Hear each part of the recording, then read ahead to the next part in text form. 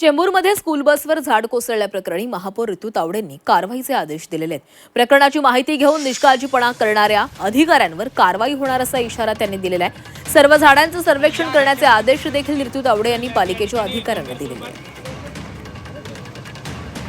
तर पावसाळ्याआधी जे धोकादायक झाडं असतील ती तोडली जातात, मात्र अशा पद्धतीनं कोणतीच या ठिकाणी उपाययोजना करण्यात आल्याचं दिसलं नव्हतं आणि त्यामुळेच ही दुर्घटना घडली का काय याचा आता तपास केला जाणार आहे आणि जे दोषी असतील त्यांच्यावर कारवाई केली जाणार आहे असा इशारा महापौरांनी दिला आहे। या ठिकाणी आता पूर्ण माहिती घेते। ज्या ठिकाणी मला आता असं कळलं की इकडच्या लोकांनी काही पत्र दिले होते की हे झाड डेंजर झोनमध्ये ते ह्याला रिमूव्ह करा, काढा।